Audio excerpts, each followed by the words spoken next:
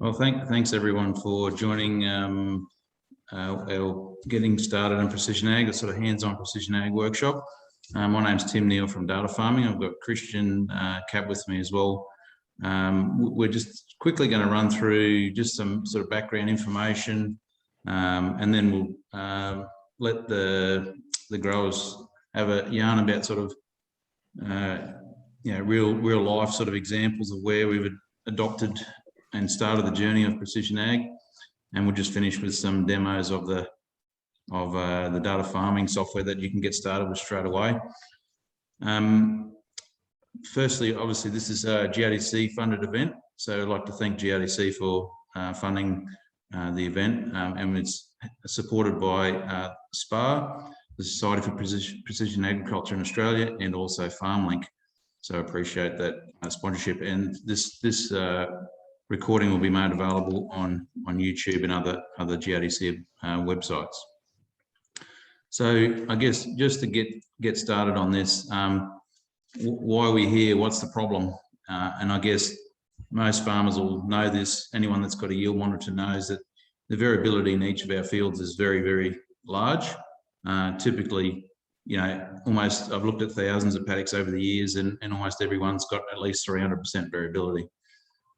So the thing is that we've got this areas that might do 4.5 tonnes, some doing 1.5 tonnes, and probably fair to say in these red areas here, it's probably highly likely that they're unprofitable in terms of return on investment. We're applying the same rates of inputs over every acre in most cases, and I think the adoption of precision ag tools could be a lot better than what it is. So there's a big gap there, and we've got this efficiency gap, and then we could also be using tools that are readily available now to actually just solve these problems. So what's not new, I guess? We really start solving the same problems we've always had to solve. Things like soil constraints and variable fertility in our soils, variable soil depth, for example. Different plant populations as the crop comes up due to different soils or planting conditions. We're still trying to manage weeds, diseases, and even harvest timing. And the thing about all of these factors is they're all spatial. So they all have a space on Earth, and each one of those is actually acting differently in each parts of the field. So we need to consider that spatial variability to try and overcome that. And I guess the whole aim here is to even up our fields to get that yield consistent across them, and that improves a whole heap of things. The adoption variable rate still is fairly low, and there's a lot of reasons for that, but hopefully we can start to alleviate some of those reasons. But sort of around about 10-12% of farmers in Australia are doing variable rate. But what is changing is that we're getting more access to data. So things like satellite imagery is now very regular. Every single harvest has got a yield monitor on it. That's new. Our soils data is getting better. We're getting lots of topography and elevation mapping, and our soil sampling is improving. The tools that we're getting are becoming simpler to use, and one of the biggest problems we've had over the years, interoperability between machines, all those kinds of issues are starting to disappear. They're not gone yet, but largely are disappearing.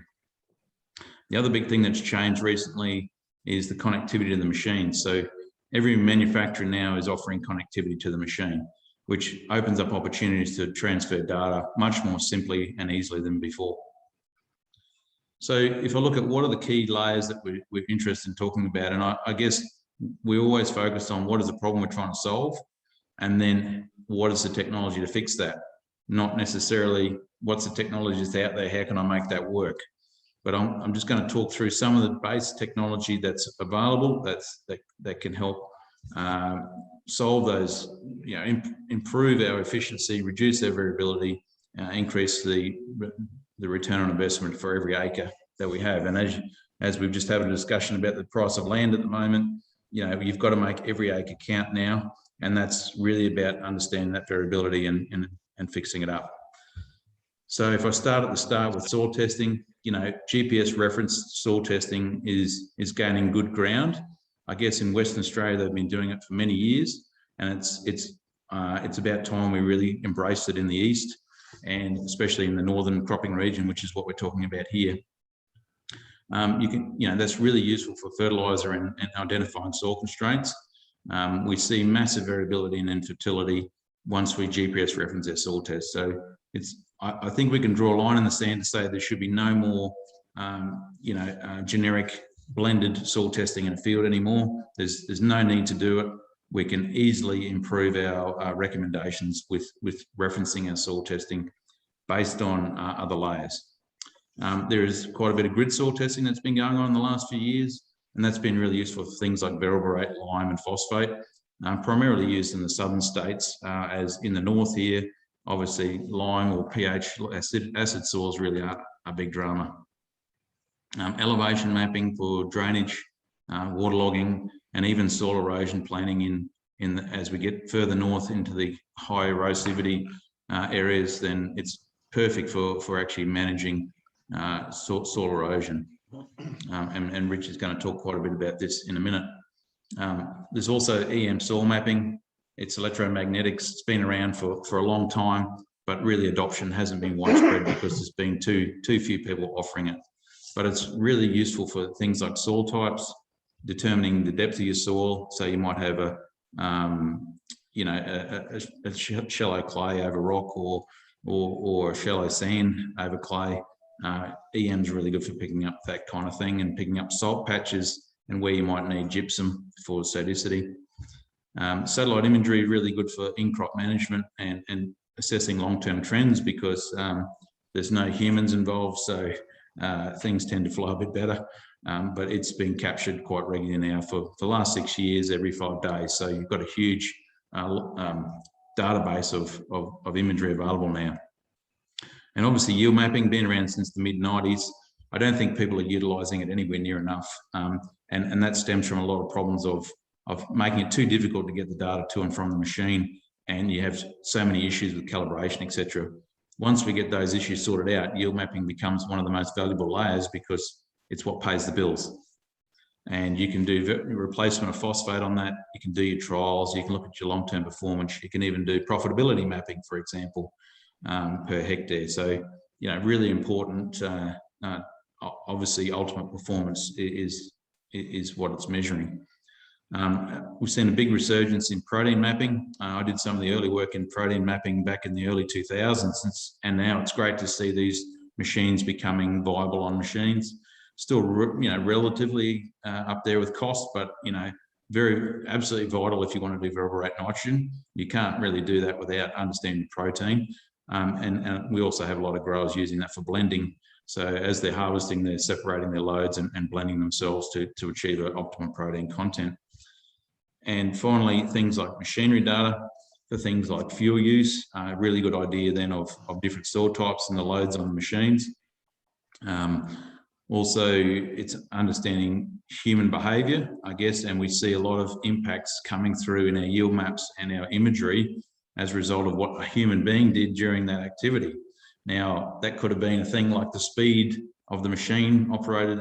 It could be, the rates of the products being applied. All those kind of things are going to be captured now by the machine.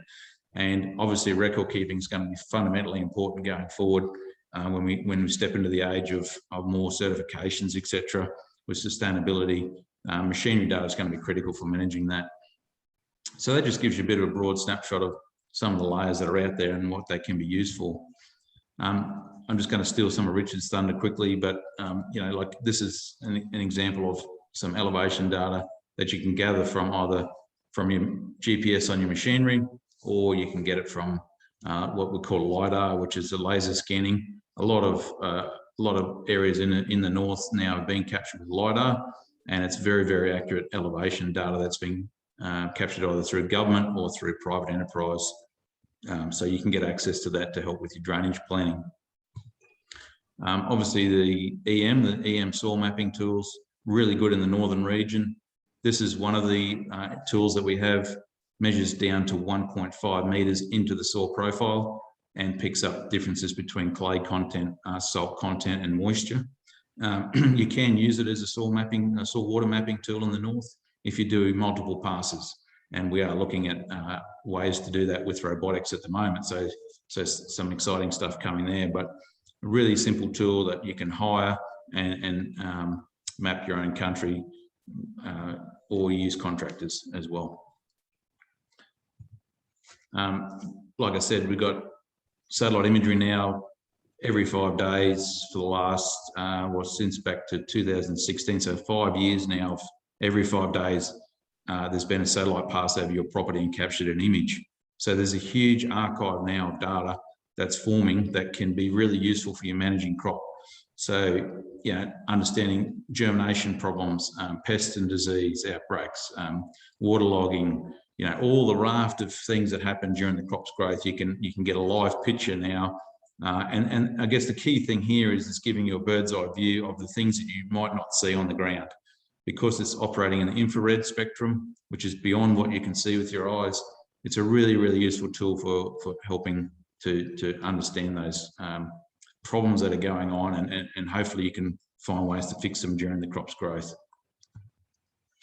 Like I said, because we've got plenty of data now, we can start stacking this together, and this then really useful for picking up things like where to take the soil tests.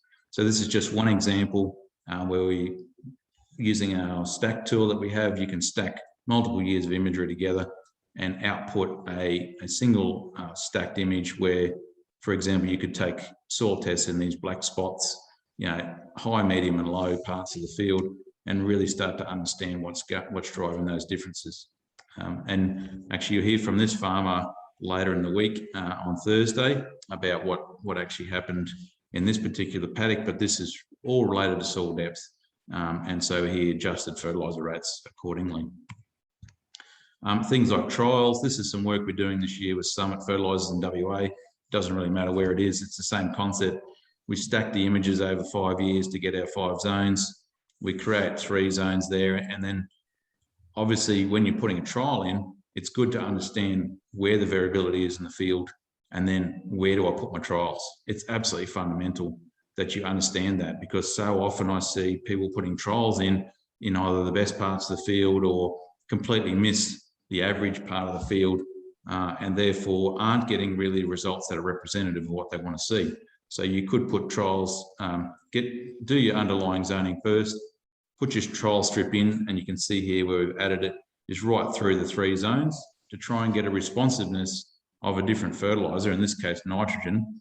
And from there, we're able to extract out just the nitrogen strip and the buffer around it. So there's the whole paddock, there's the buffer, there's the nitrogen-rich strip, and then there's the buffer strip. And you can see down the bottom right, I'll take you through this later, but where the average NDVI for each of those are, and you can see clearly whether your fertiliser is still responding or not. So imagery is a really good tool for doing in-crop strip trials as well. We're trying to make this really simple so that you can get an image, zone it up, and have it in the machine in hopefully less than 5 minutes, so that you're actually acting quickly on data that's coming in. So that's sort of one of the key things I think needs to improve in this whole precision ag space, is just making that job simple and easy to do, and people will actually do it. And this year is a great year for it, given the constraints on how much nitrogen was available, and the lack of supply with the amount of demand that's been on the system this year. A really good way of doing that, and we'll hear from Nathan about that in a second. So now, like I said, most machines have been connected to the internet. So even just last year alone, there was 2,500 new tractor sprayers and harvested that were serious sort of tractors. I'm not talking about the hobby style tractors, but big machines came into the country, and almost all of those were connected to the internet, which means we can push and pull data a heck of a lot easier. And on Friday, we're going to talk about all the manufacturers will have a chance to talk about what they're doing in this space to improve that data flow and make it simpler for growers to get started in this whole journey. And finally, also things like yield mapping. There's a picture of an in-crop satellite image and a yield map at the end. Obviously, there's some challenges with yield monitoring, things like missing strips and calibration and errors in the monitors. But ultimately, if we can get this working properly, then yield monitoring is the measure of the final performance. So I think it's the most important layer that we need to have, because that's where you're getting paid on. But there's also challenges in getting that. And just finally, I finish with protein mapping. Like I said, it's a new tool that's coming. This is the crop scan tool that's available, Australian made. You can see on the left there the protein map. If I just stick to the top, the protein map, the next one along is the yield map, and often they are completely opposite, obviously. So high yield, low protein. And then from that, you can derive on the right-hand side here, the nitrogen removal map. These are just a couple of examples I've stolen off their website, but you can see that if you're going to develop nitrogen, this is a very, very obvious tool for replacement, or better understanding where different parts of the field are performing differently with regards to nitrogen. And it may not be nitrogen that's the issue. It could be waterlogging, for example, that's caused some of these things. So, or drought, for example. So be very careful about how you interpret these, but we need to, it's a critical layer if you're moving forward in that space. So I'll leave it there, and I'll now just hand over to, we'll start with you, Richard, if you're right to go. I'll put your presentation up.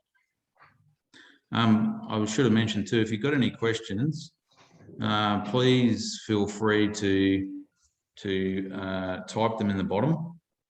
Christian will be monitoring those. You can type them into the Q&A or the chat window. So yeah, feel free to add them in and we'll answer them as we go.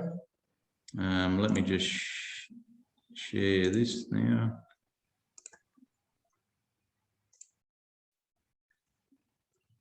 So you can just let me know when you want me to move forward. Can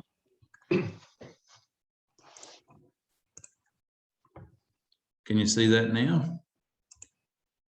Yep. So I'll let you just talk a bit about that field, Richard, and yeah, okay. Take it from here. Yep. Okay. Hi everyone. My name is Richard Hudson. I farm about 10,000 acres. We're 5 k's north of Tambar Springs, heading towards Malali on the Black Stump Way. So we're on the edge of the Liverpool Plains.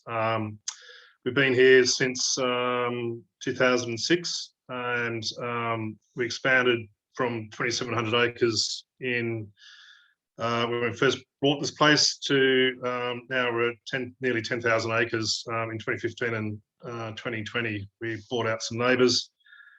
We're farming about 5,500 broad acre farming, about 5,500 acres, and the rest is grazing country. So we're a mixed farming operation. We currently irrigate about 350 hectares. We installed a 600-metre lateral about this time last year, and we've got a centre pivot that with 2 40-hectare circles. Now looking at that first field, so this is where our lateral is now. Basically, there was flood irrigation on the western side of the paddock. You'll see in the centre there's a dam that was for tailwater, and the head ditch was along the southern boundary of the paddock on there. Yep.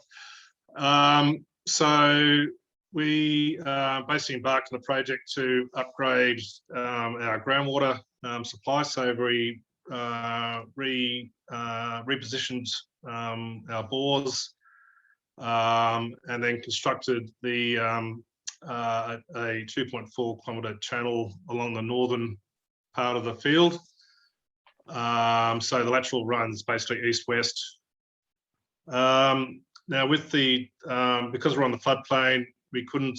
We had to be a bankless channel, so we had to go down rather than build up to erect the channel. And we had to move about 23,000 cubic metres of dirt, which ended up back on the field we're looking at now. Obviously, due to the weather last year, we were always up against it in terms of getting things finished before being able to plant a crop for the summer last year. And we had a lot of rain in, I think it was October. We had nearly 5 inches of rain. And then we didn't plant our cotton crop until the first week of November. So again, we're a bit late. And if you'd like to go to the, and you can see the picture on the top right-hand corner. That picture was taken on Christmas Day.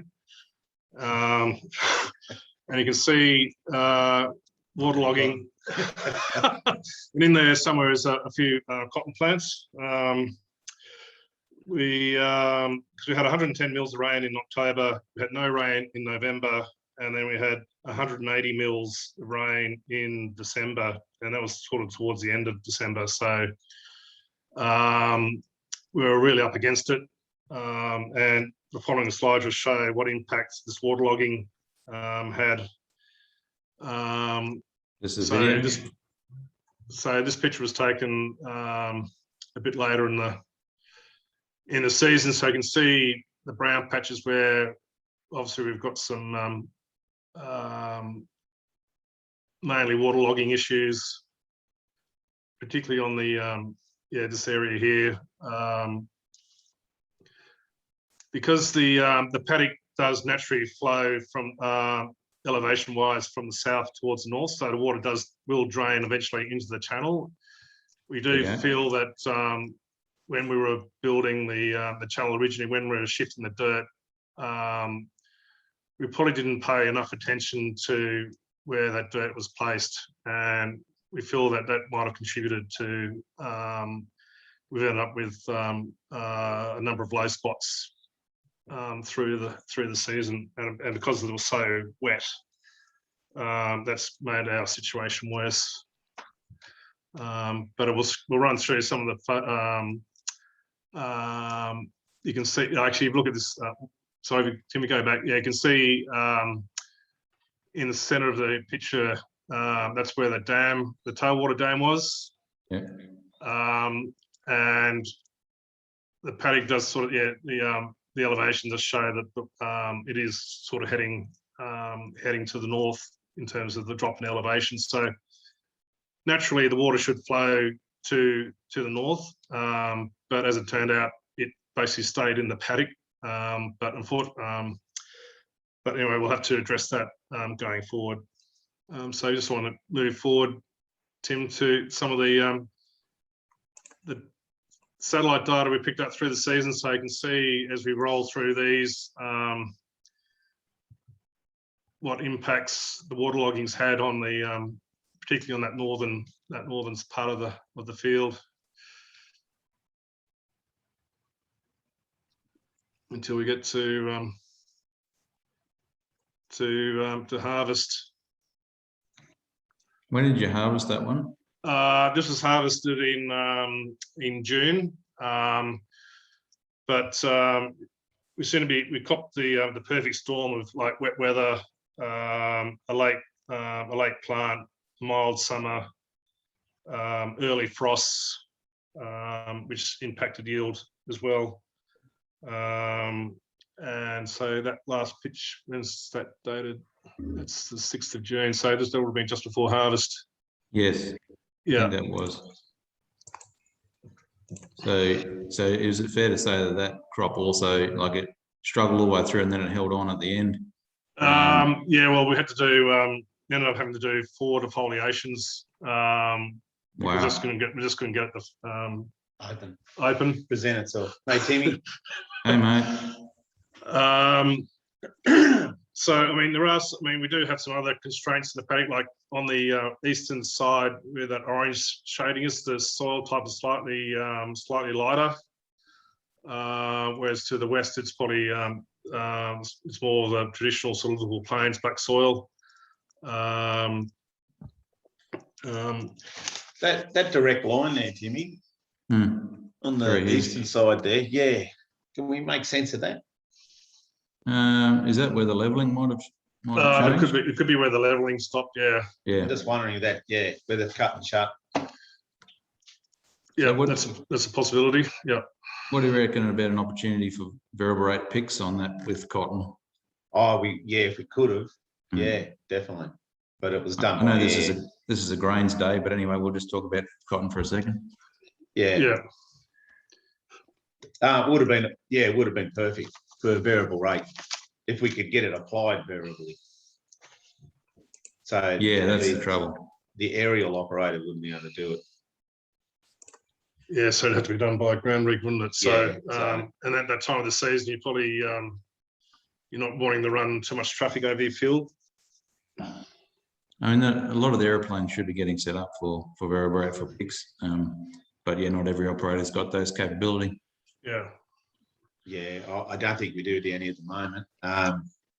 It may improve. Certainly, it may improve. There's the final yield, by the way. Yeah, so you can see,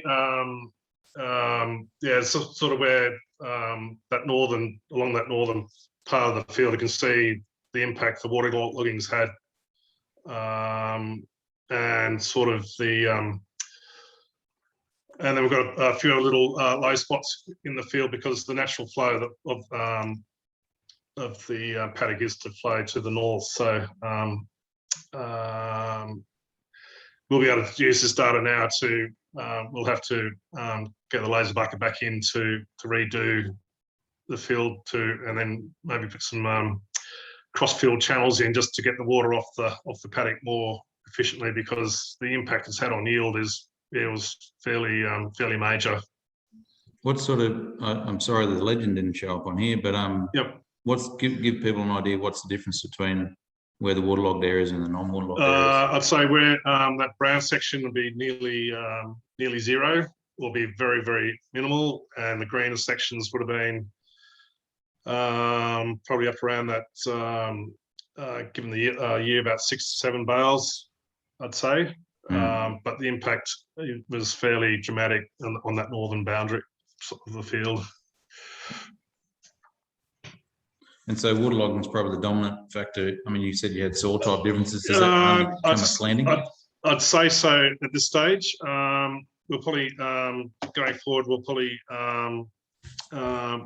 look at more of the soil types, and then do some strategic soil testing just on those, like the south eastern portion of the paddock on the right hand side there. Yeah, but I think it's more a case of getting the paddock leveled first, and then we'll start using some of the older technologies available to see where we go from here.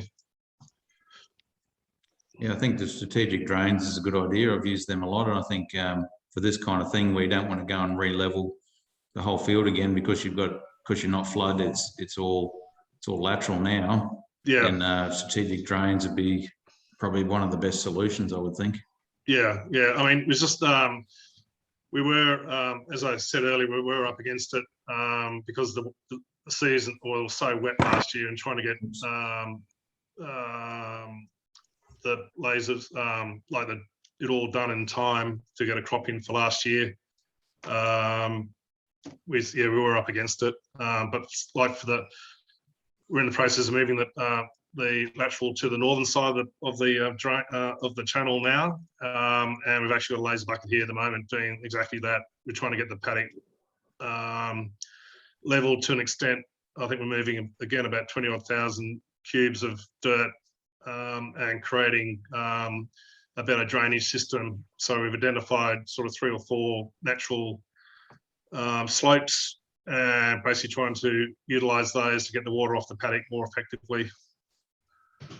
Now, we had a question come through. Would you consider variable rate irrigation in this case?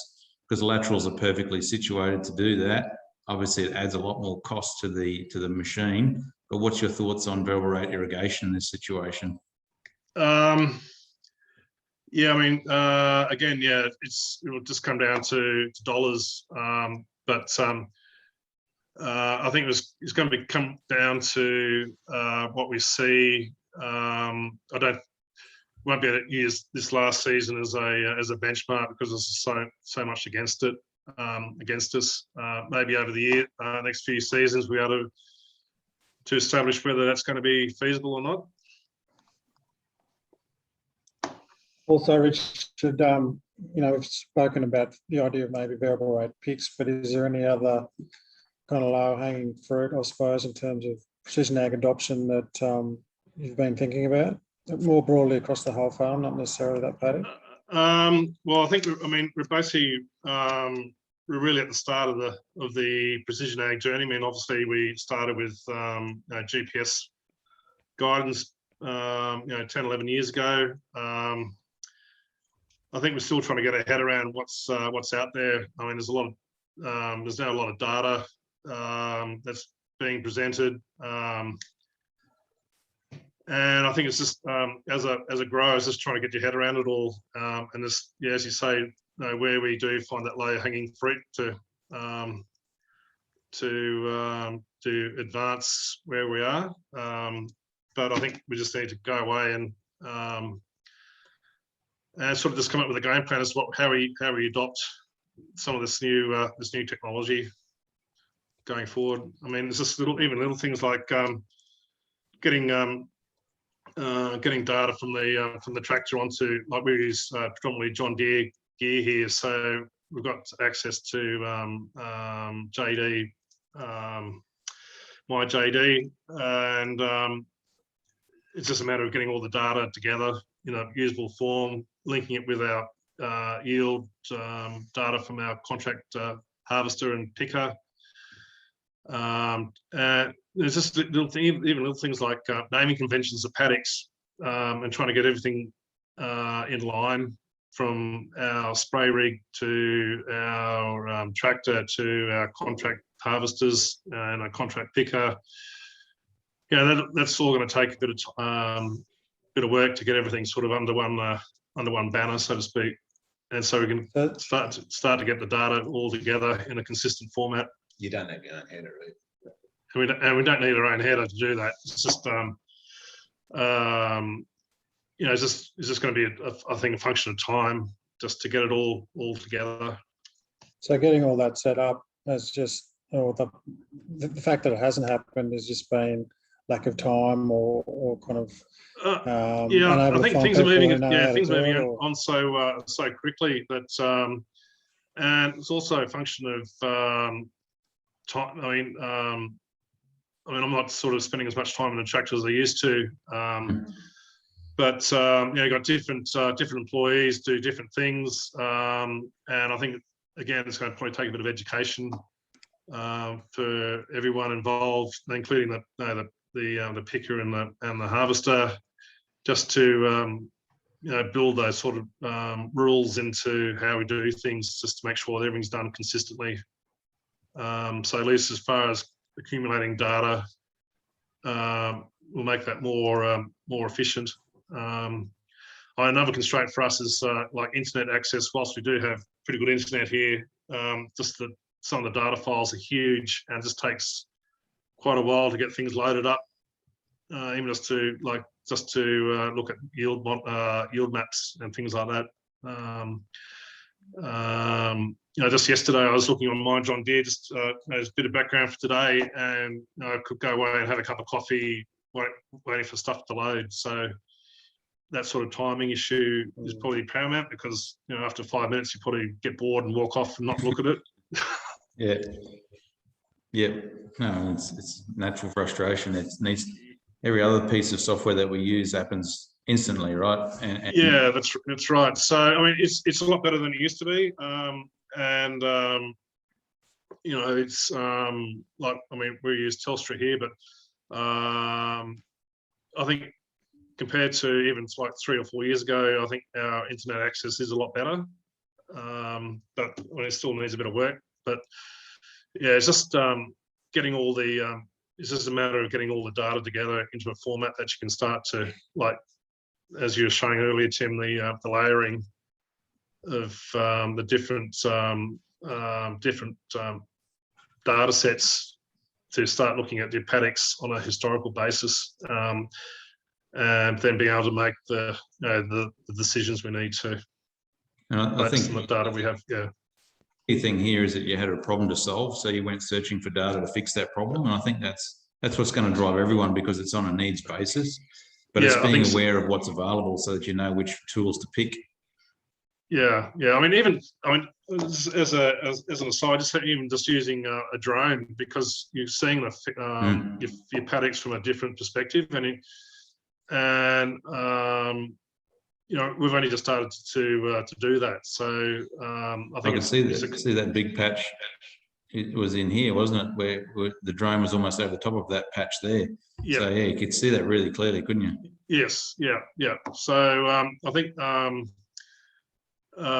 then it also, I mean, it's just a matter of as a growers, like just finding the time to actually step back and think, well, this is what we should be doing. I mean, obviously, we always knew from that you could see the water line in the paddock. We thought, oh dear, we're going to have issues, and as it turned out, we did. So at least now we can go away and we can look at as we have with the new field to the north.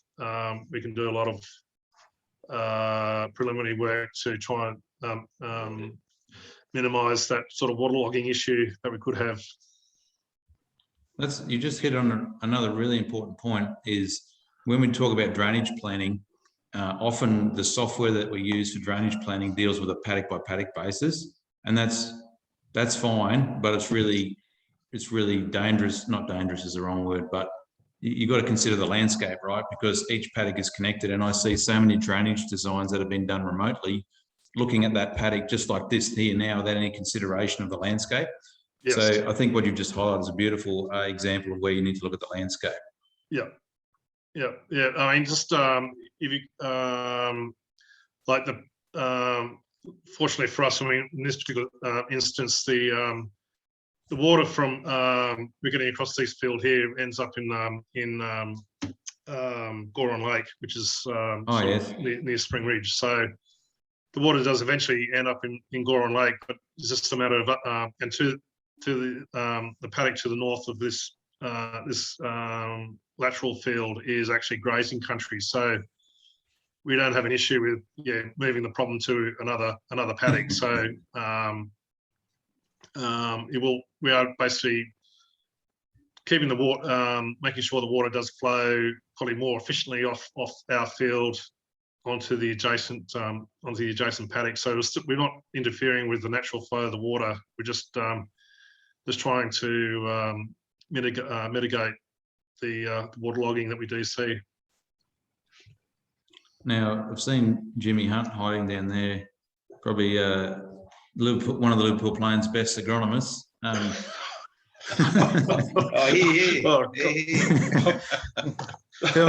What are you seeing out there, Jim? What's the constraints? What's holding people back from going into this more deeply? Well, as Richard said, it's as we've mentioned this and discussed this intently before, the DOB has been one of the issues. So date of birth, but also too the compliance of contractors, just to record the initial work, the initial information from the data. So yield maps, just getting those collated and processed, again, it's been a massive hurdle. Some people find it easy and they're no problem, but trying to get contracts, everyone's in a rush at harvest time. Everyone's in a frenzy, and so they'll present the data, and like you've shown there before, there'll be missing runs in it, and we've got to send it off to you to get it cribbed or, blended in together, and there's all sorts of hurdles there. But I reckon that's where the initial things happens. So somehow we've got to make it more autonomous, I think, and that takes away the human factor. Yep. But I also think it's lack of I mean, as a user of, say, even just simple GPS guidance gear. I mean, I remember when it was first installed, the guy from John Deere or from Peel Valley spent half an hour with me, and the place he left you to it. And we probably only just scratched the surface in terms of what's available just by using the guidance gear. and you know, how to set up your fields properly, getting the data collect or your setup screens done correctly. So we're probably still paying for that now because I mean, it's just a matter of understanding how all the systems work. So I think training is probably a major hurdle to get over as well. Yep. I think one of the issues there is though that you know, the dealers, while they know how to do it, their primary reason for being is to put out fires rather than set you up properly. Yeah, yeah. And so they kind of, as you say, give you a half-hour quick start and leave you to it. But there's a lot of functionality in all this gear that people aren't aware of. Like, you don't know what you don't know. Yeah. And certainly the setup of machines for picking or headers, whatever it is these days, if you want accurate data, that really needs to be, that setup needs to be part of the pre-harvest process. So, you know, just like you change your oil and check your tire pressures, you're setting your screen up properly and not doing it the minute you're trying to start your first run. Yeah, yeah. So I'm pretty sure that we've probably planted about 50,000 acres of soybeans because we've never bothered to you know, just to have the right just the right information to you know, putting the right crop name in, or you know, yes, you can go back and change it all, but it's just you know, a matter of going back through all the data files and changing it. So you know, again, it's going to be a time issue. And you're not alone. I've had customers who all they've done for 5 years is plant and harvest sorghum because they put a file into an older screen. They didn't know how to change it. Yeah. So they just left it. Yeah, so you're not alone in that kind of issue. Yeah. I guess for those that aren't aware that, you know, each crop when you come to harvesting has got its own calibration curve, so it will give you pretty wild data for each, you know, depending on the crop type. So it is important to get that crop type right and calibrated when you're harvesting. But yeah, I guess it's about understanding how to do that in the first place. And going back to your point, Jim, I think if we started valuing the data more, then more attention will be put to it. Like Christian said, it should be part of your sort of maintenance activities. So we grease the machine, we check the fuel level, and then we go and make sure everything's right on the screen. It's part of the pre-start check, but at the moment it's seen as sort of like an add-on. I'll get to that. We're busy. So I think it comes back to valuing the data, and you know, making these critical decisions needs data. And you know, this is a classic example. I mean, you would have known the yield drop, but the yield monitor tells you what that yield drop is, and then you can make some decisions about how much this has cost me, how much am I going to cost to fix it up, and then, you know, how do we go about that cost effectively? Because there might be some things you can't fix, right? So you just need to understand what those areas are and cut back your rates accordingly. So if you've only got, you know, one end of the field might be 30 centimetres or 40 centimetre deep soil, we're never going to fix that. So let's just wind back our inputs on those areas to reduce our cost. Whereas in this case, you absolutely want to fix this up. Because you know, you can get 6 or 7 bales in that area, no problems at all. There's no problems with soils or anything else. It's just water. So, you know, it does, you can make those decisions better once you've got good calibrated data, in my opinion. Yeah. The other useful instrument we've been using more and more is the NVDI for the season. And that's very cost effective, easy to use. And like you said there before, you do it weekly.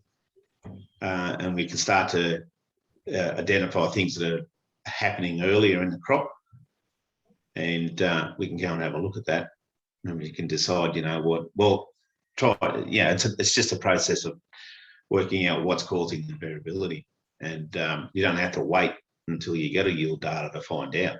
You know, you can start to see and identify it early. Cool. Any other questions from the audience? We've got feel free to punch them into Q&A or into the chat box. Feel free to ask some questions as we go anytime. Is there any questions at the moment from anyone? Is there anything more you wanted to cover off, Christian? No, I think that kind of covers everything from my perspective at the moment. Yeah. Pretty clear messaging there.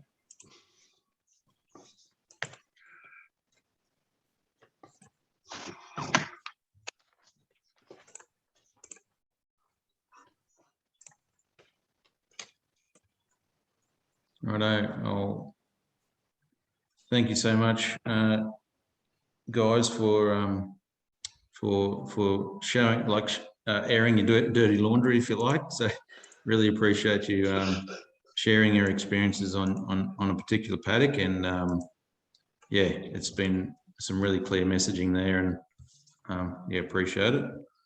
I'll jump over to Nathan. I'll just get your screen up, mate. If you want to, feel free to have a bit of an intro about where you are, who you are, where you're from, what you do. Yeah, sure, Tim. G'day, guys. Thanks for joining us today. Yeah, good presentation, Richard. It's pretty neat what you got going on down there, and the potential to fix those problems in the future is pretty cool. So yeah, family farm, Bingen Bar Farms. We're 50 k's east of Dubbo, New South Wales, Central West New South Wales. Family's been on Bingen Bar since 1868. So this year will be 153 years. Yeah, so it's pretty cool. We're celebrating and keep that legacy rolling is our, where Kieran, my brother, and I want to be. Still here with my parents as well. So mum and dad are involved, and my brother Kieran, got a full-time guy who helps us out for 3,850 hectares. Of that, this year, we're just short of 3,000 hectares we're farming, which is historically a pretty high number. Normally, we finish quite a few lambs. So we buy and store lambs and finish them off, but there's almost no margin in that game at the moment because people are still restocking after the depletion of the stock numbers of the drought. So yeah, we've pivoted to farming and growing grain more so for the next few years anyway.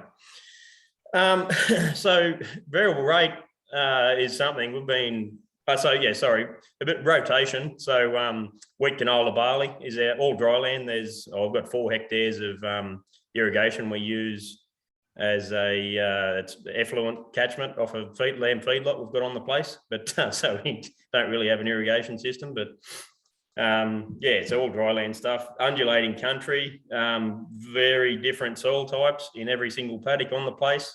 Different elevations, different parent material that makes up the that soil type. As a rule of thumb, very shallow. So we run from anywhere from 10 centimeters of soil down to probably a meter would be our deepest stuff, but that is a pretty small percentage of the country. So we've got a very shallow bucket. So to finish off, like this year, even now we've had one of our really good lead ups, like quite a wet season, particularly through in June there. But we're still going to need significant rain to reach our yield potential. We just cannot store moisture like some of the deeper black soils can. So yeah, we need to be managing our country a little bit differently because of that, and being as efficient as possible, basically. Tim's just got some examples of paddocks this year that we did variable rate nitrogen on, simply only using the NDVI data from the satellite imagery. A lot of the reasons this year it really works. I think it's a bit of a no-brainer to use NDVI imagery only, like as in not other layers of data, because it just stood out so well in our country where the waterlogged areas were, and those areas are almost zero yield potential. So this particular paddock here, it's not actually, there's no waterlogging in this paddock. It's a different problem, but there was air seeder blockages there. So all the red areas is basically where air seeder was playing up. Had contractors come in this year, and there's some issues there, obviously. So we didn't want to feed those red areas, so we didn't go into that country at all. So there's what the prescription actually looks like. compared to what the NDVI image was showing us. So you can see it correlates really well with what their NDVI value is compared to what the zoned up map looks like. So I think in this country there was 100. So I'm pretty sure from memory, we put 150 kilos of urea on the high areas, which is the aquary color area, and 0 on the red. So we haven't actually saved any urea. That's not the point of what we're trying to do. We're trying to put it in this position in the field where you're going to maximize your return, by obviously maximizing yield and potentially protein as well. So as I said, we haven't saved any fertilizer. That's not our sort of where we want to be. We want to put it where it's going to grow the most amount of tons of grain, basically. So Nathan, mate, in terms of growing time from planting, when was that NDVI image? I'd have to go back and have a look, but I reckon the majority of our prescriptions we sort of did. Oh, this was later wheat, so this was sown in late May. It's Mustang wheat that was sown in that last sort of fortnight of May. So I reckon this stuff would have been probably 5 weeks ago. Was it late August? Mid August, I think. Yeah. 4 to 5 weeks ago, ballpark figure. Yep. This one's actually a barley paddock, some planted barley. So our top rate in there was 100 kilos. And down to 0 again on the red areas. So those red areas, all of our starter fertilizer this year, just because we bought a new air seeder, it didn't turn up in time. So we had contractors come in to sow the crop for us, thankfully. The gear wasn't quite up to, being able to variably apply the fertilizer. So it all had a blanket rate of fertilizer. So those areas that are red, even though it's much lower yield potential to start with, so therefore we didn't want to plant it, but there was enough. There had 80 kilos of urea and 80 kilos MAP up front, so there's enough there to grow what is there. We wanted to punch the potential for those better areas. So in this particular paddock, a lot of those red areas are waterlogging. And on that area on the western end there's quite a few box trees around there that make it pretty difficult to grow anything really, except for perennial pasture. So we don't want to be feeding those areas. We want to save that fertilizer and put it where the crop has greater potential. I think using NDVI, particularly in this year, because of those waterlog issues and our air seeder sort of skips we had there in a few different paddocks too, it really made sense just to use that single NDVI image as a prescription. In other years, you'd be probably wanting ideally to look at other layers of data as well. Like you'd be wanting to combine maybe some stacks, so multiple years in similar seasons of NDVI data, mixed with your strategically GPS marked soil tests, so you can validate what sort of nutrient levels are in those areas. But this year for us, there was a bit more simple approach, I guess. It's super easy and pretty cheap. I think we're about 20 cents a hectare for these prescriptions. It's done the job really well, because basically at this point in time, like in August, it's too late to fix any other stuff ups that we may have had in terms of nutrient placement, that sort of thing. So all you're going to be doing is trying to punch the stuff that's got the best yield potential, want to be pushing it as hard as possible. And that was sort of our approach this year to variable rate nitrogen in crop. So obviously red areas again, 0. This is also barley, so we only went a maximum of 100 in this area. The reason for that, last year we fed, it's Planet Barley, we fed it quite well, like sort of double that rate, and it all fell over and lodged and buggered up on us, so we didn't want to feed it quite as much this year. So we'll see how that sort of pans out at the end of the season, but that was our sort of thinking about rates this year. I think the middle rate was 50. So we had 0, 50 and 100 in the barley, and the wheat was 0, 75 and 150.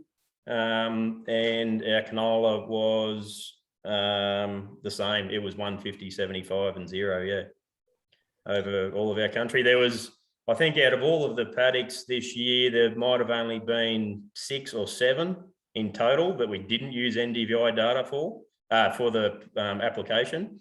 And that was because of the evenness of those paddocks. There was, only very small areas where there was any sort of difference, so we just applied a blanket rate in those particular situations. But for the most part, like certainly 90% of the country, there's big variations, as you can see in this particular example there. So we went out and applied that variably. I'll just make a quick comment on that, Nathan, that you can see that the numbers in the bottom are changing at each paddock. We actually deliberately do this. We deliberately stretch the colours from red to blue in each field to find the highest and lowest. And you'll notice that the numbers on this one go from 0.37 to 0.67. If I go back to a previous field, 0.43 to 0.84. Now the colours look the same, but they mean completely different things. The reason is we're trying to look at this field on its own and say, where's the highs and lows? So the blue on this one is different number to the blue on the next one, and 0.84 is about as good as you're going to get. That must be a massive crop in there, mate. So that's about the top end of our NDVIs. You can theoretically get to 1, but a crop never does. It sort of saturates out at about 0.85, and then 0.43. If you think about bare soil as being about 0.2, so if I go back to some of these, is there any? Like you said, there was almost nothing growing there. That's pretty much getting down close to bare soil, like it's a small crop, like you said. So that just gives you an idea what the numbers mean, mate. I just wanted to jump in there and quickly explain the numbers. Yeah, sure. We have spoke before too, though, Tim. I reckon it'd be a handy tool to be able to have that consistency from paddock to paddock, like particularly because this year we found big differences in the variety and sowing dates, and even the seeders used. So seed placement was an issue, so in those areas where the seed wasn't placed quite correctly, it was a big delay in emergence and getting established. Mm-hmm. So therefore, it's affected the potential yield. So I want to be able to treat those ones separately. Okay. So there would be, I think there would be times when I'd like to be able to see consistency, like that scale being consistent across separate paddocks. But for the most part, I think it's good being separated like that to treat them individually. But like when it's sort of a bit deceiving unless you're onto it and that's occurring. It's a bit deceiving, like having a look at that paddock compared to the one they had before there. Very different values, but you could potentially set your prescriptions at the same rates. If you, like I said, if you weren't onto it. Yeah. Whereas if you get that consistency from paddock to paddock, you just can't. That's avoids making that mistake, if that makes sense. Yeah, and the team are working on that right now, by the way. So you might want to compare all your wheat paddocks together, all your barley paddocks, and then correct. Just to see where the trends are, and then really for the same reason, like areas that are doing really, really well, you want to be able to punch them across the whole program compared to on a paddock to paddock basis at times. So, but it's all really good information. And I think it's you can see in that particular paddock there, the NDVI image has air seeder stuff up there. You can see those strips. That wasn't actually a blocked head. I think it was an issue with air tank pressure or something, but it's caused some issues this year. So there was a contractor. Yeah. Yep. Oh, that's good. That's good. So we didn't want to be feeding those areas because yield potential was cut in half from the get-go, so. Have you got 4 white pegs, mate? Put 4 white pegs around and call it a trial. Yeah, that's right. Well, it is. In all these areas we went back in, so it was Mustang sown in that 3rd week of May. Didn't really sort of realise we had a problem until the end of June because we used the right amount of seed and everything, but went back in June, or it could have been early July, with a little 3-metre seeder, and sowed the quick one Spitfire into those areas. So we've got lots of strip trials. Wow. Well, hopefully it'll all come in together at the end, mate. Yeah, there's certainly going to be a bit of a difference there in maturity, obviously, but hopefully using that later variety, we should be able to fill those areas, without too much difference in maturity, if that makes sense. But I don't know if you want to skip across to the stacks, Tim. Yeah, just one thing too. The reason, like you can see this is another great example of the correlation, but it's an automated tool, right? And so it's not perfect, but what we're trying to do is look at the mathematics behind the data and provide an automated zoning tool. Like Jimmy was saying before, you know, we want to automate this as much as possible. Well, this is one of those things that needs to be automated as much as we can. It's not perfect, but I'll just jump back to this one. The little bars down there show how much of the data goes into each zone. And so that's all done automatically with just doing some simple maths behind the scenes. And I think this is, like, in time we can make it more fancy where you can change rates and things, but we wanted to bring out a tool. Exactly what you just said before, mate, was I see an issue, I know what I need to do to fix it, it looks exactly what I need to do, just go and apply it. So that process becomes really simple. Yes, it's not perfect, and like you said, other problems you might need more layers.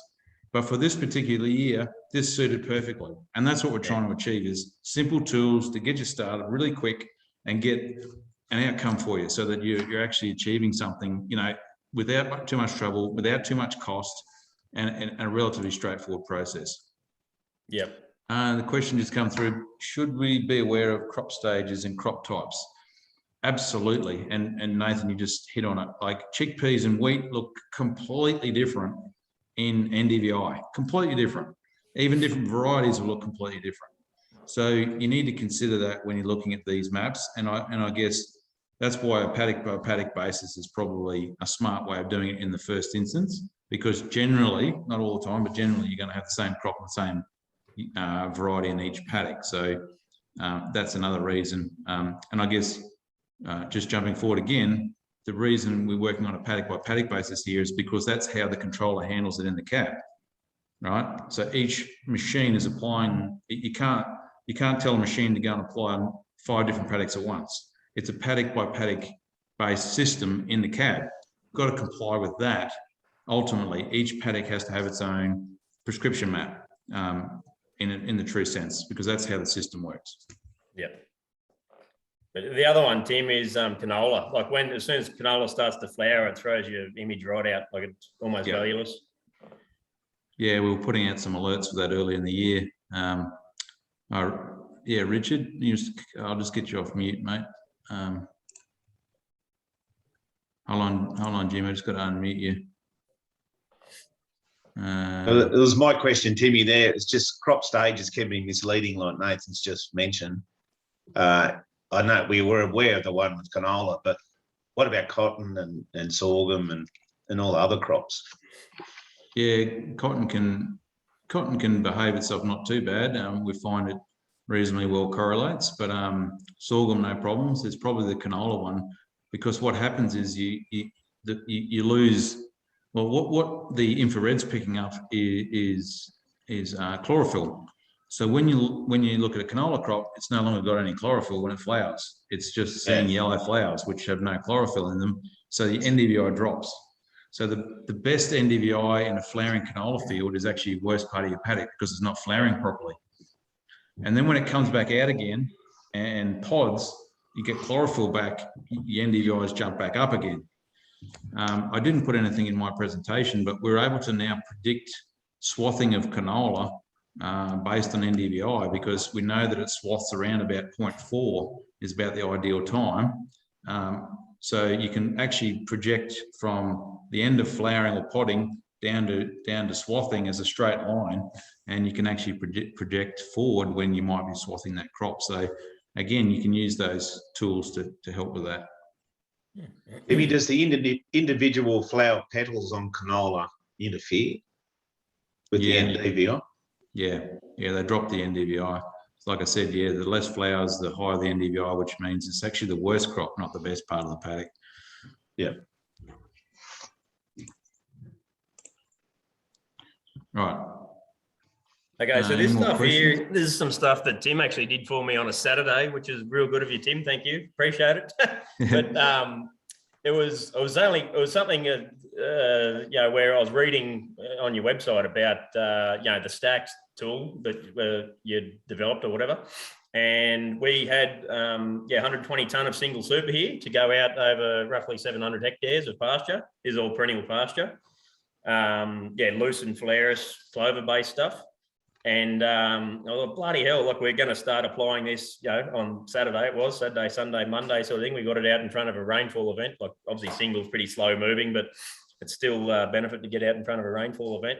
I contacted Tim and said, can we just have a look at NDVI images in September for the clear days in September for the years, these particular paddocks for 16, 20 and 21. So all high production years, high biomass production years.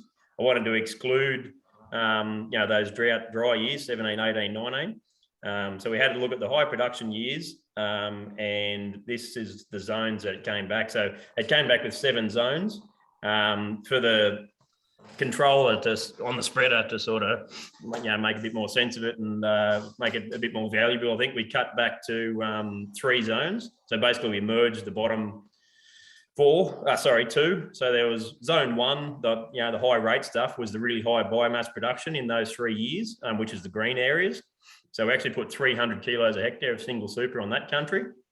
And it correlated really, really well to the high biomass now, like right now. So all this country are going to cut for hay. So there's going to be a really quite high phosphorus removal this year. So we're putting that single on, not necessarily for this year's production, but for next year. So we're going to remove a hell of a lot more in those green areas than what we are in the red areas. So the yellow areas were 200 kilos and the bottom 2 zones, which is the red stuff, we put on at 100 kilos, which should replace what we removed this year. We didn't, because it was sort of a bit of a last minute decision to actually stack this and use this tool, we didn't go out and validate sort of what our thinking was with soil tests, but that would be the next step, is to go out and actually soil test, in those zones to work out what your numbers are. And then, that would, next time round, when you're making a decision to do a similar thing, that would give you validation on what sort of rates these different areas should receive. But that was a tool that we used. Tim put it together for, I don't know, in an hour and a half, something like that for us. Over 700 hectares, we were able to download it onto the tractor with no dramas, and we were out and started spreading that day, a couple of hours later sort of thing. So I think there was a hell of a lot more value in doing it that way. So I had enough there for 175 kilos a hectare. That's what I was going to do, a blanket of 175 kilos. And this ended up going on at an average of 185. So I did fall short by a few hectares. But again, it's just I think a great tool that's pretty quick, really, and cost effective to put that nutrient in the location where it's going to have maximum return. And in this particular case, it's more about removal. So this year we're going to remove a hell of a lot more biomass in our hay production in those green areas, and the yellow as well as what we are in those red areas. So it's more about the following year, making sure we've got enough P and S in particular to produce decent crops in those areas, or pasture rather, biomass in those areas next year. I'm just going to recover that again, so that just to explain why you can still see squiggly lines in the map, even though they're the same rate. So the multiple year stacking comes out with 5 zones on its own automatically, but we didn't need 5 different rates per se. So we just grouped 1 and 2 and 3 and 4 together. So 1 and 2 got the 100 kilos, zones 3 and 4 got the 200, and the zone 5, the smallest amount, we just kept with 300. Now, that's one of the advantages to me of having 5 or 7 zones, is that you can then combine them, but you can't split a 2 zone or a 3 zone, right? It's easy to combine them, but it's impossible to split them. So I think having more to start with, and then saying, actually, I only need 3 rates, let's just merge them in. That's why you can see the reds have squiggly lines. You might not see it on your screen, but the red still, there's 2 zones combined together, and that's why there's still a squiggly line. So when a controller goes through that, it knows that there's a rate change, but it says, well, it's actually still 100. It doesn't matter, just keep going at 100. So it doesn't impact on the machine itself. Well, I hope it didn't, mate. It does, yeah. Yeah, it's not doing any radical changes, but it's just achieving that. And you're also, I think that's a better way of going anyway. I just wanted to re-clarify how we actually got that and why you can still see squiggly lines in there, if some people are wondering. On that, Tim, did you want to, I've got my John Deere account open. Did you want to flick over to it so you can see what the machine actually did? How the controller handled that prescription? Yeah, let me, you should. Just have to. You can share screens, mate, now. Yeah, my John Deere, well, actually all the machines do some funny things at times. They will do their own little modifications of the rates. Well, not the rates, sorry, the zones. Sometimes they will average things out. They will smooth things more than what we've suggested. So it'd be interesting to see what it did for you there. We can see your screen now, mate. Looks good. So I did have it set up on one of those urea prescriptions, but since we're talking about that stacked stuff. Sorry, we can go back to that. So this is, that's Annie. So that's an example that we just had on the screen there a second ago. So obviously the green area up the top of the hill there is, we've got the 300, the yellow stuff got the 200, and those red areas was, back down to 100 in this particular case. So that's a relatively pretty easy prescription for that control. Like quite a few of the other paddocks are a bit more complicated, as in it had a lot more, small areas of the zones and that sort of thing, but the controller handles it really well. So this stuff we were spreading at 27.4 meters, so 90 feet. So, our wheel tracks are the same as our sprayer at 90 feet. So yeah, obviously you get some of those really small areas, and that's the controller's not going to pick it up because you're not actually, you're not going to cover it, sort of thing. So the controller can only do what the spreader can do in terms of accuracy, but it's a bloody hell of a good start, I think, to put, like I said, put the nutrient where it's going to have the biggest bang for your buck. So I'll go back to yours. Actually, I might have it here. Yeah, I do.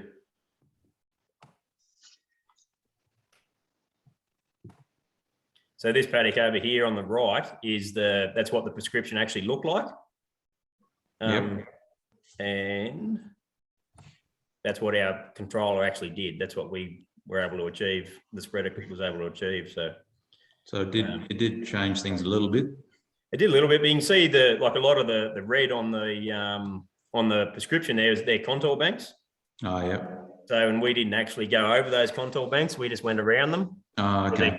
They're quite big and sharp. They're not very well designed. So yeah, so that explains a bit of that difference, but it's done a pretty damn good job, really. Like when you see, compare that the prescription compared to what the controller actually achieved. Nathan, technical question here, but maybe you had the same boundaries from your data farm prescription as you did in your Imagery Deere boundaries, weren't they? They were the same, weren't they? Yeah, they were. That's right. So originally, like last year's, all our prescriptions were done off just our fence line boundaries. So not it took into account the entire paddock, not only the arable stuff. Whereas, we did change that this year so that we're only looking at the arable parts of of those paddocks. Yeah, so the boundaries are consistent from our machine data, which is all John Deere stuff, to our data farming account now. Which did, like, that cut our cost of some of these prescriptions, because it's obviously all hectare based, quite significantly in some paddocks, like where you've got a pretty fair area of non-arable stuff, where obviously you don't need to be paying for that because you can't change it. It's non-arable stuff, you're not going anywhere near, sort of thing. So so that certainly helped. But yes, consistency between the two, is achievable. Christian, you want to explain what happens when a controller goes outside of prescription? Well, you can set it, it depends how you set it up, but in terms of the John Deere system, which I know best, you can set them up for a loss of GPS or outside your boundary, whereby you'll put a default rate. You can put it as whatever rate you're on, or you can default it to 0. So the system, if it loses GPS or goes outside that boundary, it'll put that rate that you've put into the system. Is that what you mean, mate? Yep. Is it? Yep. Yeah, so the John Deere stuff, there's two options, I think, isn't there? There's a rate you can set as a out of boundary rate, and there's a rate you can set For loss of GPS. loss of GPS. That's right, Christian. Yeah, and then there's also Yeah. the option to, when your controller's coming into a spot where two zones merge, you can pick either the average, the lowest, or the highest. Rate for those zones. Yeah. And there's other things, other settings like look ahead time and stuff like that, but on an application like that aren't as critical as saying trying to hit a little weed at 30 k's an hour, which is, another situation where you're using a controller on a machine, but slightly different spray rigs to tractors, obviously. Another question: are you using the same inputs on each paddock as you were previously with blanket applications, and you just put them in different spots, or is your rates actually varying these days? I mean, I know you're varying the rates, but the overall. But basically it's pretty well exactly the same, Christian. So we had 126 tons, I think it was, of single to go out over that 700 hectares of pasture, which worked out to be about 175 kilos a hectare from memory average. So that was originally, that's what I had planned, just to blanket 175 over the whole lot. And then I was reading about that stacks tool, and I was like, bloody hell, let's combine 16, 20 and 21, like big biomass production years, and work it out. And it ended up on average going on 10 kilos heavier than what I had planned. So yeah, we fell short by a handful of hectares at the end on country that didn't have any. But the bottom line is it's basically exactly the same. Same with our urea applications this year. Like, what we put out 5 loads, so 200 tons of urea we used this year, and a blanket of about 125 kilos, and we use the same amount of urea, but we put it in the spots where it's going to be, provide more bang for its buck in this year, like now.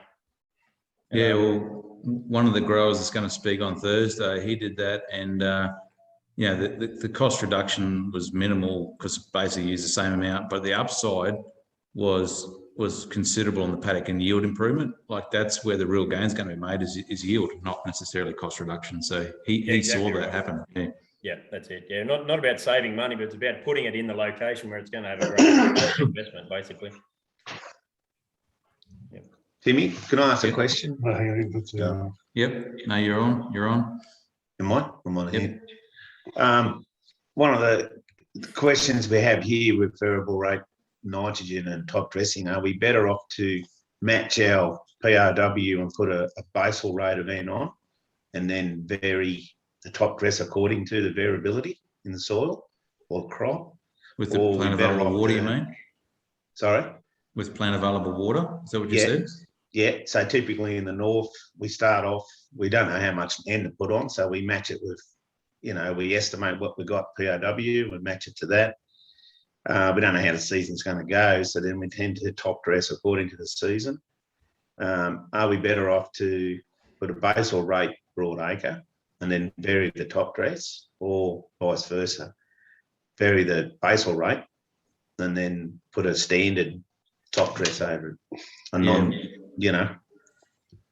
That's an excellent question for the north, because we typically don't do much in-crop management with nitrogen, except when you get down to your way or down to Nathan's way, where it's a possibility. Something like sorghum, it's a no-go. It all happens too quick. There's a couple of years where you might go into top dress. With wheat, I think that makes a lot of sense, because we've done this in the past, especially up around the Darling Downs, where you got no idea what's going to happen in winter, because it's winter crop up here is basically a hobby, isn't it, mate? That's basically what we do. Half the time, you don't know whether it's going to come to anything or not. So, that's where you could put a basal rate down and then apply in crop depending on the season. But like some crops, just not going to happen like that. So I think the biggest missing link in all this, Jim, is not knowing PAW, your plant available water, across the field in real time. And the good news is there's actually some really nice new tools coming out to be able to do that.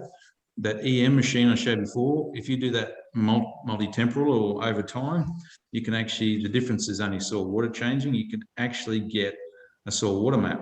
So we're talking with Swarm Farm Robotics at the moment about putting it on robots to do multi-passes, because there's no way you're going to pay a contractor to do it.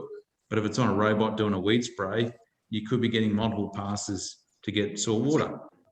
There is another tech coming which measures down 1/2 metre into the ground. It's a microwave sensor. It doesn't warm up your vegetable, it doesn't warm up your pie at lunchtime. It's a different kind of different kind of microwave, but it will actually measure soil water content. So we're looking forward to getting that machine in Australia, because I think it has a huge opportunity in the north. We're relying on that stored soil water, and it will just measure. I know it's not perfect down to 1/2 metre. We want it a bit deeper, but that's a good starting point, because you've got to match your biomass above ground and your soil water underground. If you've got a mismatch there, you're going to overcook the crop or undercook it, one or the other. So I think that's the missing link, and we've always had this missing link, and I think there's some new tools coming to help that. Probably where Nathan is, it's much more about in-crop management compared to as you creep further north. So absolutely, I think there's great opportunities in the future to improve that in-crop management with nitrogen.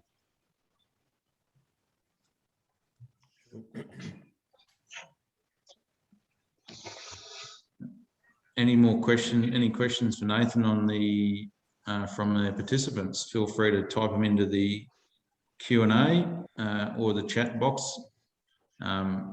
They're happy to answer any questions you might have. The other thing I'd say, Tim, on variable rates and that sort of stuff in our particular part of the world, is because we do have so many different soil types, like each different elevation, basically there's a different soil type, and quite acidic. So our country ranges from sort of 4.2 up to about 6.2 naturally. So lime is a big input for us every year. We've got a bloke here with a Verus machine. So it's running over the country. It's doing dual EC, as well as a physical, like a pH test, and creating maps, like a pH map like that. It is a bit of a problematic machine. Like pretty temperamental is the word. Like it's running fine 1 minute, and then it bloody has a heart attack and doesn't for whatever reason. And actually because of that, this year all of our lime applications were grid based. So we on a 4 hectare grid, which is probably pretty, it's a broad area. So it's nowhere near as accurate as what the Verus will produce, but it's a pretty good starting point, I think, for putting, so exactly the same concept. You're putting your lime where it's going to have the biggest impact to your bottom line, compared to just a blanket over the whole lot. And again, we're not using any more or less lime than what we usually would, a blanket rate would, but it's going in the right positions. In 2017, we did it was a trial, but it was over 180 odd hectares, 186, I think it was, hectares, where we ran the Verus over. It produced the pH map and dual EC maps. We got it zoned up, going on the pH map. We went out and ground truth. There was 20 or 30 different soil samples we took over the 186 hectares to validate what the Verus was telling us the pH was. It was bloody accurate. It was very accurate at that point in time. So then we had, I think it was 5 zones over that area, ranging from 5 tonne to the hectare down to 0. And we've gone back and ground truths again this year in those same locations. Yes. And it is unbelievable the consistency in the pH over that country now. That's awesome. It is awesome. Like it's one of our, it's a low hanging fruit for our part of the world, I reckon. Big impact. Not necessarily cost saving, but you're getting, you're putting the lime where it's going to have the best impact basically over that country. Yeah. And it's so consistent now that it's unbelievable compared to where we were prior to 2017 with that country. And it gets just your base resource up to a level, right? That's what you're trying to do, and then you can build on top of that. That's right. Yeah. But it's there's tremendous potential in our country here in particular for that sort of application of precision ag and variable rate moving forward. Yeah. Yeah, and your whole nutrient availability thing changes dramatically from 4.4. Would you say 4.4 to 6? Well, there's a massive difference in your nutrient availability. Yeah, absolutely. Yeah, particularly like aluminium toxicity as well, like down at that low end. Yeah, it's just unbelievable the differences. Yeah, Jimmy. Yeah, just a question for Nathan there. When he is spreading lime, we don't spread much lime up here, but I've often wondered how far can you spread it variably? Yeah. And what are the limitations with variable rate lime itself in the width of spreading it and the quality? Yeah, not a lot of, so it all depends on your spreader. Like it all depends on what your spreader is capable of. We've got a relatively modern Landico, 2016 or 17 model Landico we bought, two different discs. There's a different set of discs we put on to spread urea wider, but you go back to just the general purpose disc for lime, and it does a really good job at 15 metres. 15, yeah. Yeah, so it's still, it's like obviously it's not anywhere near your granulated urea or single super or whatever, but you can still cover a fair bit of country pretty quickly.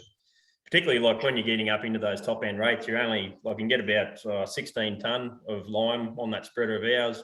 And at times you're still only doing 3 or 4 hectares, so you're filling up pretty regularly. But it all depends on the spreader basically at the end of the day. But we had an older that actually ended up not far from you, I reckon, on the Liverpool Plains there. A bloke halfway between Tambar Springs and Malali bought it off us.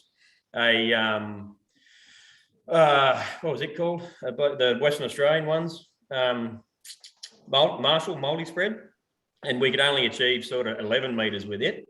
But yeah, so it just depends on the spreader and the discs and the veins and all that sort of stuff on your spread pattern and widths. But there is a bit of a difference in consistency. So once you go from, I think our bottom rate was 0 in that particular case.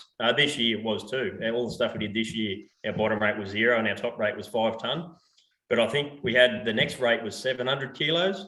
And then we had in there, I can't remember exactly now, but basically everywhere in between. There is a big difference. You start dropping 5 tonne on those discs compared to 700 kilos. It's a big difference in the spread pattern. But over 15 metres, it's still good and even enough that you're achieving the desired outcome, I think. And the validating those soil tests this year, so 4 years after the application, and just to see the evenness over that country, it proves that. So basically, the question I'm asking is up to 15. Like if we want to match our traffic at 12 metres, sowing width, we probably wouldn't push it out to 15, but 12 would be quite reliable. You wouldn't go to 24. You wouldn't attempt 24. No way in the world. No, you'd never get to 24. Not without a boom. Like there's other options, other machinery that could be capable of that. And you can also get, I've never looked at it as a realistic opportunity, option, but there is a company there, I can't remember their name either, but they make prilled urea. So like granulated stuff, basically. You'd be able to achieve much wider widths with that, obviously. Yeah. But whether you can actually get the desired rates on with that, I'd be probably a bit skeptical. In like alkaline country like yours, when you only just need a bit of a top up, it'd be probably fine. But when you've got to go from a pretty low base rate, and you're looking at rates like 3 and 5 tonnes a hectare sort of thing, and I don't think it'd be achievable. But you'd have to get back to 12 with an even spread pattern. You'd have to just muck around with your spreader settings, but it's certainly achievable. You'd just be wanting to change your veins and that sort of thing, so you get a nice even spread over your 12 metre spread width to stay on your controlled traffic lines. I think there's also, you can buy prilled gypsum now. It's a lot more expensive. I think it's about 10 times the cost of what normal per tonne. But I think, Jim, there's an opportunity to do in-furrow management. I know the guys in South Australia do a lot of this. So because we've got so accurate with our GPS, let's start treating just the zone around the seed. I think, I know it's costly, but I think there is opportunities. And if you put that through an air seeder, for example, well, you got complete control over it. Then you can do very fine variable rate on gypsum, maybe lime as well, if you want to do those fine touch-ups. But obviously bulk product's going to be good for the big problems. But I think there is an opportunity for that. We haven't seen much yet, but I think there is an opportunity. Yeah. Totally agree. It's got to be better than the liquid gypsum. Yeah.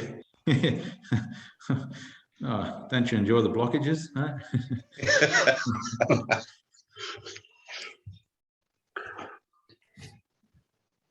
Yeah, is there any more questions for Nathan? Anything more, Nathan, that you wanted to cover off? I don't think so. That's like, yeah, that's sort of stuff that we've spoke about today. Basically, I perceive that as the low-hanging fruit. There's an endless potential almost for this type of technology, you know, but that pretty basic, you know, maps for spreading your nitrogen in crop, even that single super and lime, that's the low-hanging fruit for us. It's pretty easily achievable and cost effective. Like at 20 cents a hectare to produce those prescriptions, you know, it's very cost effective, and yeah, that's all I'd say. Cool. I'll just finish up with just a quick how to get started on the platform. If for people that just want to have a look at and some NDVI imagery, this is all free to use. I'll just do a quick run through on how you actually get started. You can log directly in through maps.datafarming.com.au or just through the website. You'll be fronted up with this page here, which will, if you've never logged in before, then it'll say sign up or log in, and you can sign up. All you need is your email address and create a password. And once you've signed up before, then you can click straight in. Obviously, as you come in the first time, you'll have no farms at all. But you can simply add a farm and then start adding paddocks as well. It's a bit slower to run here whilst we're sharing, but yes, you can add a farm, create it, call it whatever you like. Now I've got some demo ones in here. You can then draw. You can if you come in for the first time, you'll be able to have this option here of uploading your KML or a zip shapefile. So if you do have your boundaries from your machinery, sometimes they play up a little bit coming into our platform, but we can fix them up for you for no cost. If you just send them through to us, we'll fix them up. But if you've got them in, say, AgWorld or BackPaddock or other software, you can bring them in as a zipped up shapefile or a KML for like a Google Earth file if you've got them in Google Earth, and that way you don't have to redraw them all. You can then share your farm too with other people. So you can click on the share button and just type in the email addresses there, and you'll get be able to share that.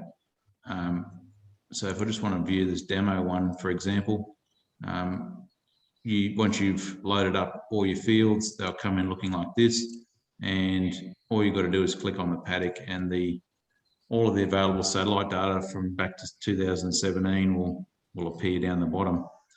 And it's like I said earlier in the talk, it's coming over every 5 days anywhere in the world, and you just depending on where you are, which date passes you. Typically, if it comes over you at 10:30 in the morning, probably by 1 o'clock it's arrived on the platform. So it's almost real time if you're on that day. So this gives you an idea. There was an image from yesterday on this paddock. It had 52% cloud over the whole scene. So you just got to click the little cloud icon and it will bring in the color image.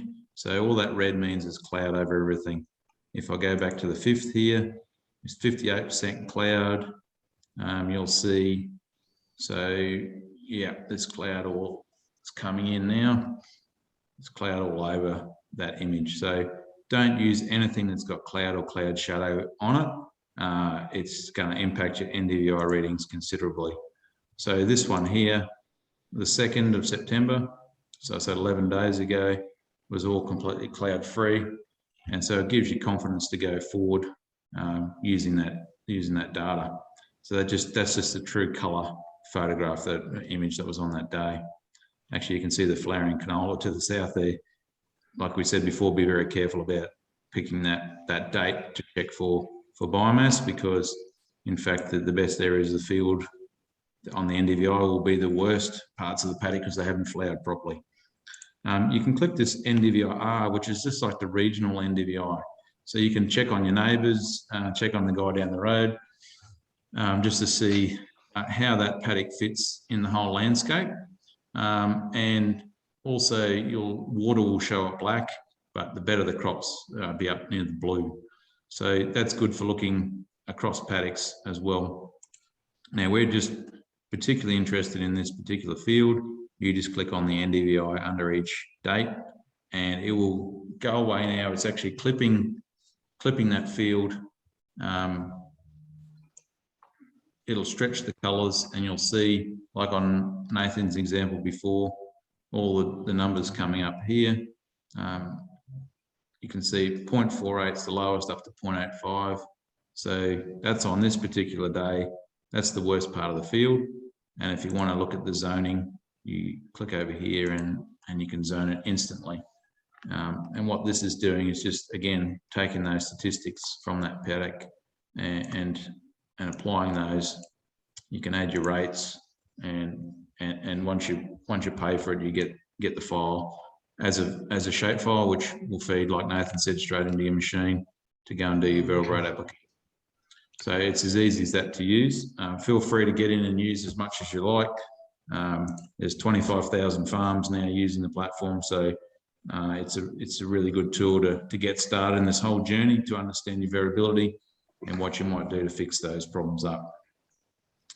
So let's see if we've got any other questions.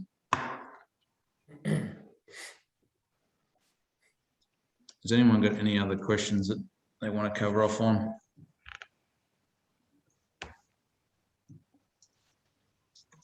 No, all good.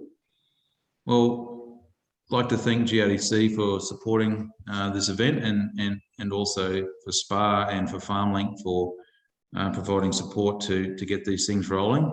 It's been a pretty tricky thing to get rolling. We're supposed to have all these face-to-face workshops this year, but with the whole situation, we decided to go online, which is good and bad. Provides opportunities for people to pick it up and check it out later. So really want to thank Richard and Nathan for your time. I really appreciate it. It's a very busy time of the year at the moment. And Jim, sorry, Jim's down there.